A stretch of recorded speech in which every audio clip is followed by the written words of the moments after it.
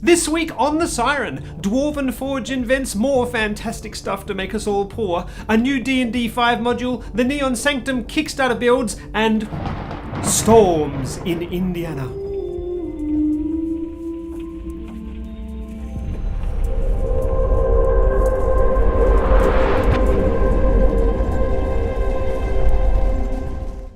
As a viewer, Comic Book Jedi, hello, rightly pointed out, we completely missed the new Dwarven Forge Kickstarter last week. Probably because Murray, who's responsible for writing our Kickstarter articles, was too busy weeping about how much money he'd blown on it to actually write a coherent post. It's already funded and in its dying hours, so head over via the link below so you can grab your own pile of the awesome city builder system.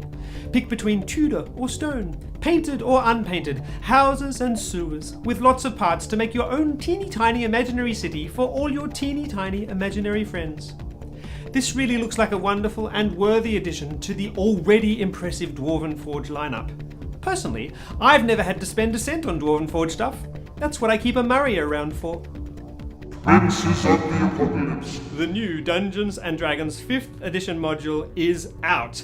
If your gaming store was one of the lucky ones to get the early orders, that is.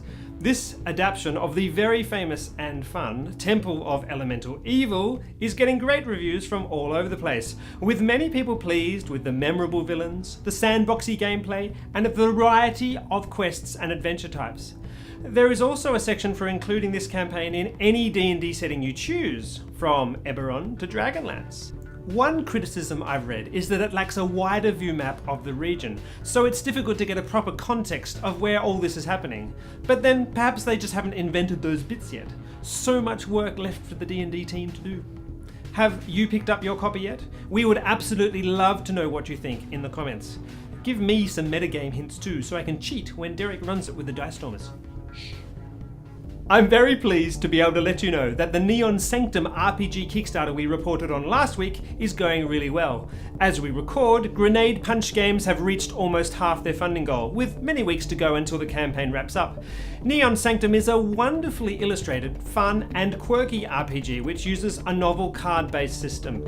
The game mixes cyberpunk-style megacorporations with a post-apocalyptic theme in a way we haven't come across before. There's a great actual play session you can watch and see the game for yourself and decide whether to jump behind this one. Check it out in the links in the description right now, and I'll wait for you until you get back. Oh, you came back. How kind of you. Well, finally, there's one thing we couldn't possibly not report on. As you should already know, Indiana, the home of GenCon, the world's largest gaming convention, last week passed a religious freedom law. The GenCon organisers have come out strongly in protest. GenCon says that legislation that could allow for refusal of service or discrimination against our attendees will have a direct negative impact on the state's economy and will factor into our decision making on hosting the convention in the state of Indiana in future years. That's hard to say.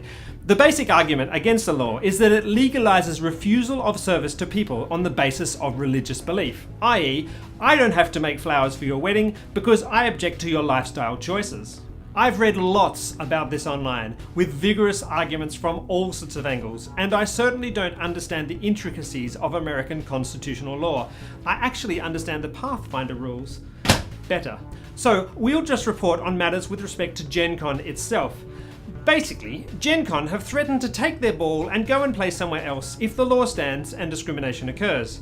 It seems, however, that they will be sticking to their contractual obligations and holding the convention in Indiana until 2020, but after that, who knows?